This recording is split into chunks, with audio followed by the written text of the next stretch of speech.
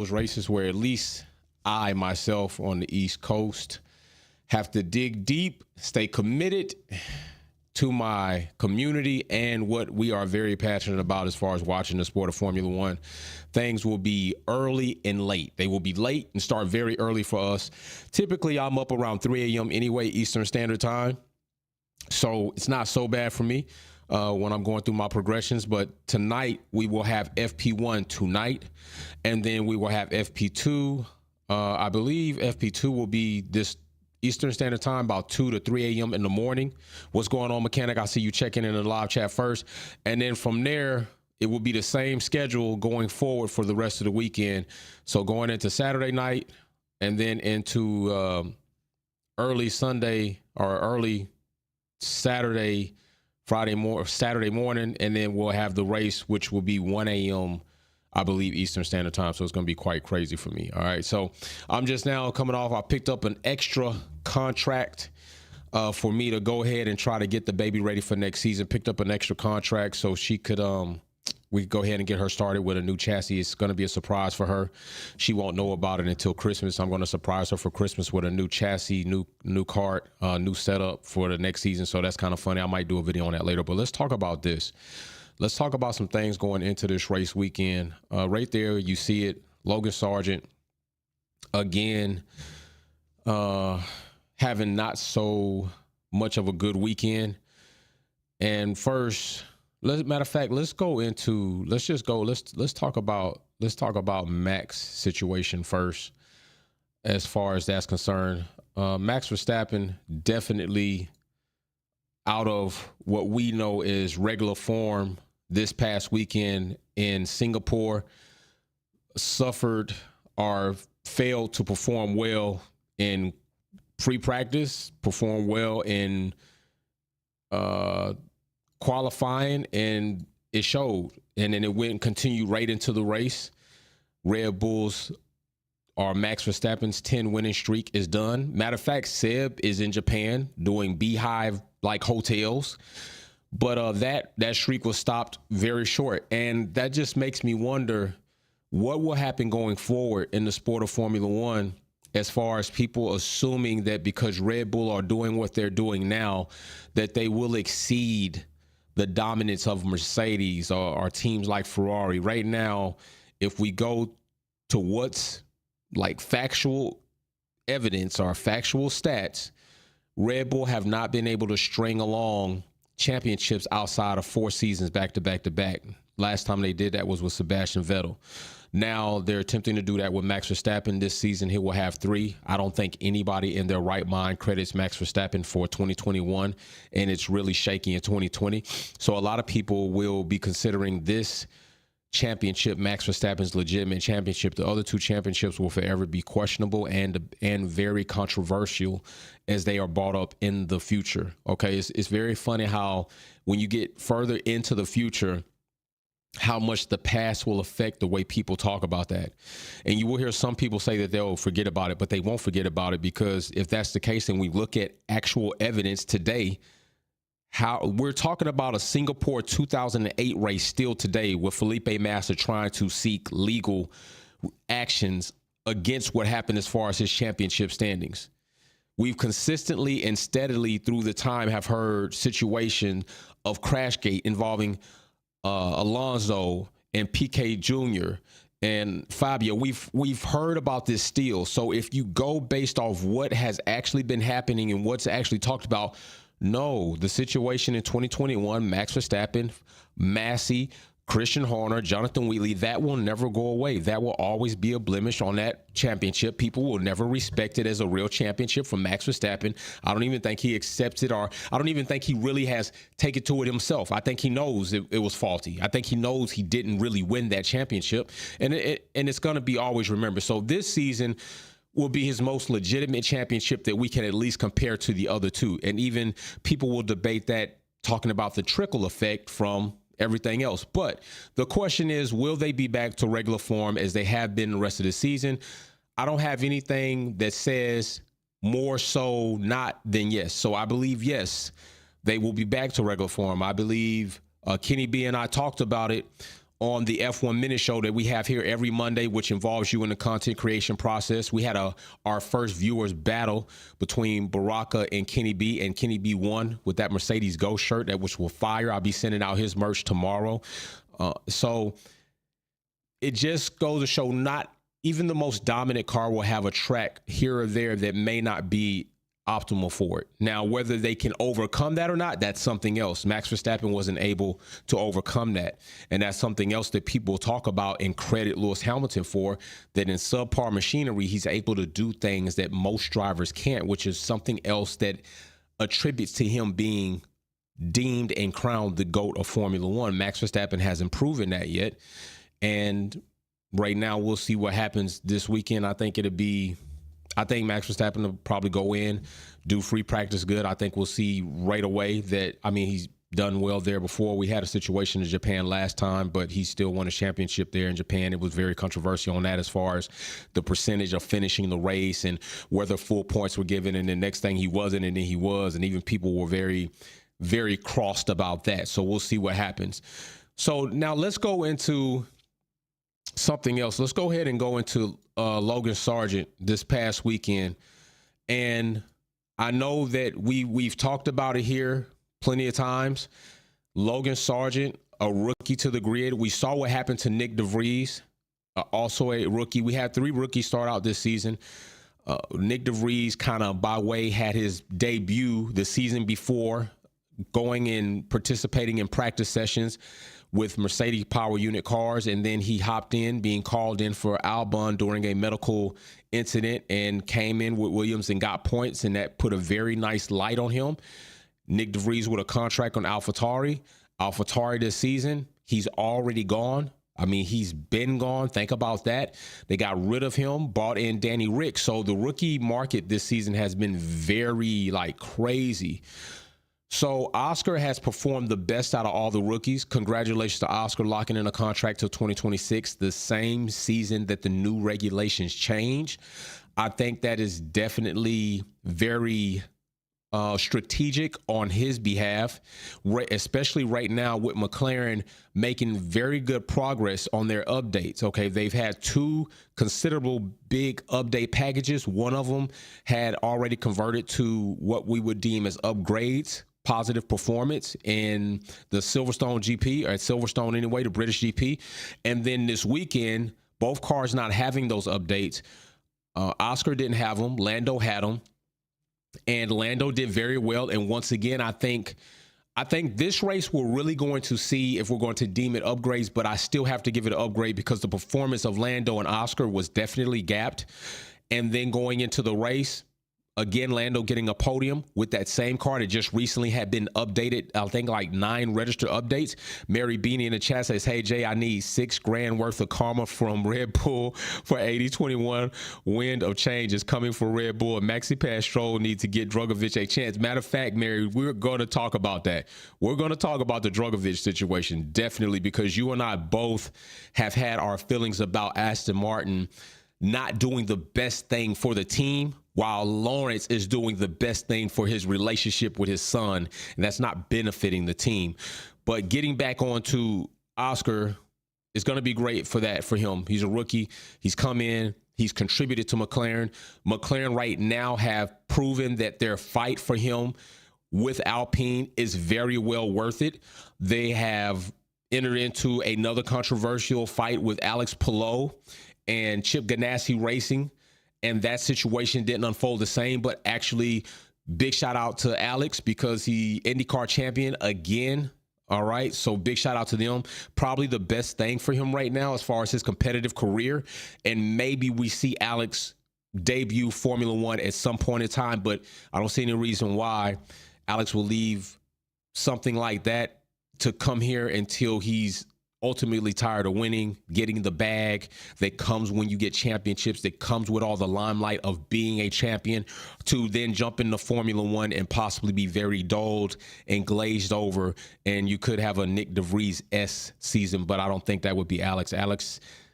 I can't say that because we didn't think that would be the same thing with Nick DeVries as he came in with the resume he did, and it was. So Alex right now, very successful in IndyCar.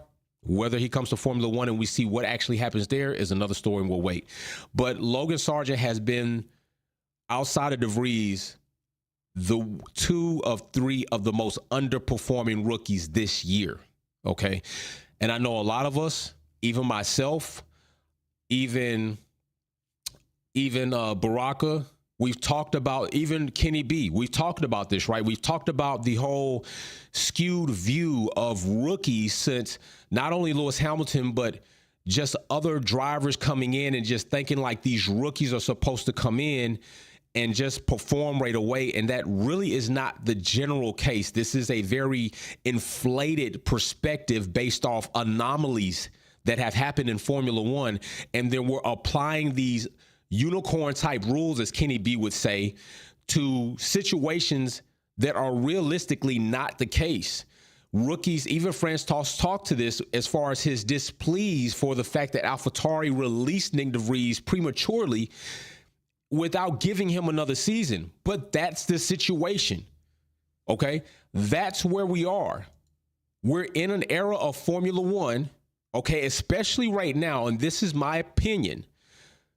Last season was different. They entered into regulations. Cars were all over the place. One team in Red Bull landed in a very good spot, were able to perform. At that point in time, cars are so out of whack, they're just having drivers in seats. But at this point in time, cars and teams are starting to get aligned. We're starting to see the new regulations, cars getting closer. Look at the Singapore race. You can literally see strings of cars back to back to back. We're talking about 3,000s. We're talking about 3,000s of seconds apart. We're talking about 7,000s of seconds apart in qualifying. Right now, Formula One is hitting a sweet spot where these teams are deciding how long do we hold on to drivers and cripple our entire team if we have another driver in the same car performing up here, another driver performing down here, whether it's a rookie or not. How long are we going to give them before we get another driver in that seat to bring performance up so we can get more points, leads to more dollars? It leads to us having the ability to focus more and tune these cars. And that's where we are. So maybe it's not good that it's that way, but that is the way that it is. And Logan Sargeant is living and breathing right now in this situation, in that generation, and he's not performing well. The most recent American driver on the grid, probably a more American team, even more so than Haas.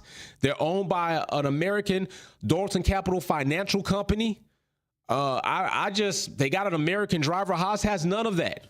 Haas have problems of their own any damn way. I'm not very pleased with them as it is to begin with. But Logan Sargeant has had incidences in several races this season, whether it be free practice, qualifying, or the race. Australia, Dutch, Baku, Singapore, Spain, Spa. He's had a number of situations that have cost this team in an era where money is very much paramount because of the cost cap situation, and it's only decreasing unless things change and they increase it for some unforeseen reason. He is a liability. Logan Sargeant is becoming a liability. Alex Albon has contributed over 20 points, I believe. Somebody in the live chat looked that up. I believe Alex Albon probably has attributed at least more than 15 points to Williams Racing. The mechanic said, Jay, you staying for FP1 or coming back or peacing out before that? I'm going to peace out before FP1. Around this time, man, once I finish wrapping up some things, I got to get the little one tucked in, spend a little time over her. We went on a walk earlier, so I could come on here. So we went on our walk earlier. I came on here, but after this, I got to spend some time with the little one. So I'm going to do that while I'm watching FP1. And then, we'll be back hopefully for qualifying and all that good stuff. So, yeah. So we know we have how much time. Somebody let me know how much time we have before FP1, and I'm gonna get ready to kind of go into some other things. But Logan Sargeant, too many incidents, and so now it's just about what is the tolerance level of Williams. Do they say, hey, we're gonna be more than tolerant with you, we're gonna give you what we feel is the general standard for rookies coming in, we're gonna try to give you this and give you next season, but next season, anywhere in between there, if you're not not making progress and we're starting to see the same, we got to let you go. Or is Williams going to say, you know what? There are other drivers and talent on the grid that we feel that we can access, you know what I'm saying, and bring in and show us, can we get the second car up? Because you're not, and Alex is. But like I said, I think Alex has contributed about maybe 20 points. I should have checked it before I came on, but I didn't. But if somebody in the live chat check that and put that in the live chat, how many points has Alex Albon brought to Williams Racing in the 2023 season? We know Logan Sargeant has not brought any points. We know Oscar Piastri has brought points. Alex is not a rookie. Oscar is a rookie. And then Liam Lawson comes in and in 3 races in Singapore of all places brings points into AlphaTauri, which at this point in time, 2 other drivers have been in that seat and not done it. Nick DeVries, a veteran, Danny Rick, didn't do it, didn't bring points. Liam Lawson, 3 races in, replacing Danny Rick, brings points. And it's told that Danny Rick is going to be coming back into the seat. What happens with Liam Lawson? I would hope that somebody would grab him. Who knows who that may be, but I would hope that they would do that. I don't know what AlphaTauri's thing is with Danny Rick, but at least they're giving him more than an opportunity, and I feel they're going to give Nick DeVries, because Danny Rick has been through his career and lightweight maybe even shown what his ceiling or capability may or may not be. And at this point in time, okay, Galacticus, thank you very much. 21 points. So I was in the ballpark. 21 points. Alex Albon has brought to Williams, while in that same car, Logan Sargeant has not brought anything. It's almost comparable, but not so much, but kinda, just a moved scale of what we see at Aston Martin. And we are going to talk about that, okay? Because that is another situation that exists where I think a lot of us want to know what's going to happen here. What are you going to do, Lawrence? We're seeing a driver tremendously underperform compared to your veteran driver, whom is really not your future. And he's got 7 podiums in that car. And we know for a fact, unlike what people may have on the perspective of Red Bull, maybe toying around with Perez's car or turning it down, whatever it is, we know that's not the case with Lance. Lawrence is not going to have it. Lance has a nepotism seat at this point in time, and he's unable to play in that Formula One car and be competitive to the point that we've seen the capabilities of that car. It's been a podium car. Alonso has showed you this. Like Alex has showed Williams, it's a point collecting car. Lance has not done or collected any podiums. We often see him so far gap from Alonso, it's not funny more often than not. So what is the deal? This past weekend in Singapore, they ran without the second car. And I pretty much, this is the case with that, all right? So in the sporting regulations, all right, you'll see Article 37, practice sessions. If you go to 37.1, you'll see right here that it will say no driver may start a sprint session or the race without taking part in at least one practice session. Okay. At least one practice session. Big shout out to the mechanic, says performance matters, but Logan should be given one more year. And I tremendously get that. I'm not saying that he shouldn't. So right here, you'll see, like it says, we didn't see Felipe have the opportunity to be in a practice session so that in the event they need to use him, he'd be ready. And a lot of people will say, well, you don't want to do that because your driver needs as much as they can get. But listen, we're talking about Lance Stroll, and he's proven with as many practice sessions and qualifying sessions as he's had, he has not been able to collect a podium. He has really sometimes not been able to finish a race properly. You're not losing anything at this point in time. And I want to see what Aston Martin do going forward, because if I was Lawrence, I would be giving Felipe at least FP1. I'm going to split the free practice sessions going forward, Lance. Felipe's going to get one. You're going to get one. You're going to have to qualify with the best you can get, because up until this chance, son, you've had every session that you could get. We brought you back a little bit, probably prematurely after your surgery. You came back in. We saw a little bit of evidence of muscle or recovery fatigue because you couldn't hold on to the steering wheel properly. We still let you stay in that car, even under an unsafe condition. It's time that Aston Martin be smart, Lawrence. You're a businessman. Is this a good business decision or is this a family decision? Mary Beanie, go Yuki, bring power to small people, go Sir Lewis Hamilton. Facts, Yuki also bringing points to his team, while Nick DeVries didn't, while Danny Rick didn't, but now Liam Lawson has, and we're going to see what Liam Lawson does in this race. I'm hoping that Liam gets to run again this race. I don't think Danny Rick's ready yet, and even if they thought he was, they probably should keep him out another race. But, Lawrence, you got to be smart. You're a businessman. You deal with stocks. You deal with securities. You deal with acquiring businesses and ventures. You know if the numbers aren't there, if the technicals don't line up, it's a bad investment. Right now, Lawrence Stroll is making a bad investment. He's investing into his son, having the hopes that he will come along while he has shown statistically and through data he is unable to. Yet he continues to compromise the team and Aston Martin and their possibility, and they could have well been a lot stronger in the Constructor Championships at least, but they're weakened by Lance. And Lawrence is allowing that, and that itself is criminal. It's criminal.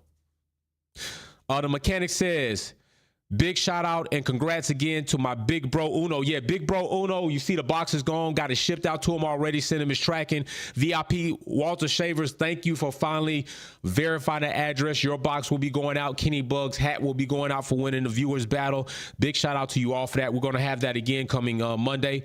Mike, depending on the feel of the room, depending on who shows up to F1 Minute. I'm waiting for some Max fans to show up. I'm waiting for some other team fans to show up so we can start having some battles that way. But you know those Max fans that are delusional, they don't show up like that because they be real scared of stepping into the light. You know, it's like a vampire. You chase their ass around with silver, they just burning up while you chase them. You silver of truth, silver of facts, silver of stats, they just be burning up. I'm telling you, like that shit, facts, stats, and truth is like silver to vampires when it comes to Max Verstappen delusional fans. I bullshit you not. 083, Lance Stroll needs Stroll his behind out of needs to stroll his behind out of F1. That was a tough one. Lance Stroll needs to stroll his behind out of F1. He does. I honestly agree. If we think about his performance in that car, I mean, if Nick DeVries is gone, why isn't he? It's almost more of an indictment because we know we haven't seen Yuki get any podiums. We've barely seen Yuki. He's made it just 10th, the very last spot that you can collect points in. So it really wasn't a very big indictment on Nick DeVries. It was just highly blown up because of so much anticipation when Nick DeVries came in. But it's more criminal. It's more criminal to see what Lance is doing because we've seen Alonso, he's collected 7 podiums. Lawrence Stroll has shit to show for it. I mean, come on. We got to keep it a buck. It's Dragovich's time. It is time to get him in that seat. They need to start going forward, splitting the free practice sessions. Period. Lance has not earned the respect nor the consideration to have it all because he hasn't done much with all of it. Mary Beanie, Aston Martin dipped ages ago. I did say they peaked. You did say that when we first started this off and you said they peaked, but almost came back a little bit because Alonso collected a podium not too long ago, making it his 7th. But it was pretty bad in Singapore with that pit stop. So, yeah, pretty much, Mary, you're right about that. It seemed like they dipped and then they kind of blew their load early. And many people thought that about McLaren too, but not so much the truth. We're going to see in Japan how that goes. And it's been very unfortunate for Yuki, as you see that image right there. Yuki's had a very, challenging last few races with situations, I believe, outside of his control. And Ferrari have just stepped up by way of Carlos, big shot Carlos. It's going to be very interesting this weekend, I think. I still think Red Bull, Max, we'll see it in free practice shortly here in a minute. probably run away with some things and we see them return back to form. But if we don't, what does that say? If we don't see that, what does that say? Is indeed the revitalization of the revising of the technical directives of impacting Red Bull? I think that's the question a lot of people want to know. Is it that, or was it just purely Singapore circuit? Max has not been strong there.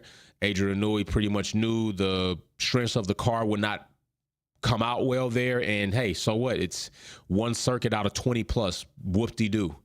You'll get the championship early. We'll lock down the constructor championship before the season's out. I could give a damn. I could care less, because you can't have it all. You two pieces of cake and eat them at the same time. You got to choose one. All right. And Singapore might have been their one. Also, I did say at some point in time, Red Bull was going to meet that, but I thought it was going to be by way of DNF. That wasn't a DNF, but it was a struggle and a stumble. But I think they'll get back on their feet and pretty much stay where we have them lined up right now. And constructors right there, Red Bull, Mercedes, Ferrari. I got to recheck that, make sure I don't need to move those cars around. Ferrari doing their thing by Carlos. Charles kind of far back there, but we'll see what happens with Mercedes this season. This race. And we'll see what George Russell just totally needs to get his shit together. So we'll see what happens. We're going to get ready to get out of here for a moment. Free practice should be on momentarily. We'll all be watching that, or some of us will. I know a lot of us very passionate about the sport will stay up late to watch those. I will get up early and be on live streams this weekend. Even if I have to travel, I will be here. I'm going to try to arrange some things coming up early in the morning to get some things done, maybe fly out, fly back in, and get back here so we can be live late but early for some qualifying too. So it's going to be very interesting for me. These weekends, I don't sleep. Like literally, I don't sleep. I might take a 20, 30-minute nap, and I'm back at it, because right now we're going to be in FP1. FP2 is going to be 2 in the morning. By then, I have to be up by 3 a.m. to go through my progressions. By the time I finish that, it's like 7:30. I'm in between working on stuff. Then I'm in the day. Then we're going to come back. Then tomorrow night, we're going to have that. And this weekend, especially during the Japanese Grand Prix, I might get in 3 days, I might get an hour's worth of sleep, maybe an hour and a half, if that. And I am serious about trying to be here live this weekend with the Japanese quali watch. All right. And, our race day highlights. What's up, Will? I am FP1. Let's go. So I will see you all soon. Y'all be safe. Rainbow88 says, if Red Bull out of form, will Merck have enough to compete with them? Given that George Russell doesn't stand in the damn way again, George Russell impeded on a Lewis Hamilton, at minimum, second place on the podium. At best, possibly, if he gets by Lando, I think he maybe gets by Carlos, because Lando was Carlos's saving grace, and Carlos did a great job strategically pulling Lando into that battle. If Lewis gets by Lando, I believe he gets by Carlos, and we're looking at the first driver after 300 plus some odd Grand Prix to have a race win, and I believe that is coming. I'm starting to believe Lewis Hamilton will get that before Alonso. At one point in time during the season, it seemed like Alonso was on track to get it before Lewis, but I'm thinking now the tide has changed, and Lewis may grab that historical damn monumental award right there, because nobody's done it. I think he'll be the first driver to ever do it outside on the other side of 300 Grand Prix, get a race win. Lewis Hamilton, I believe, is going to do it first. Now, unless Aston Martin shows me something different by way of upgrades, I'm not sure. Mary Beanie says, I have to wait till 3:30 a.m. ready now for FP1. Right. Mary Beanie, we going to be up late. You know what I'm saying? I know you be. If I was up late, one person I count on be up late with me is Mary Beanie. I know I could probably come on here at 3:30 in the morning. Mary Beanie will probably pop up. She'll ride or die OG up in there in the Wolfpack fam. So big shout out to you all. I will see you all soon. Let's get into FB1, see what happens. Wolfpack out. Peace and love. Bam.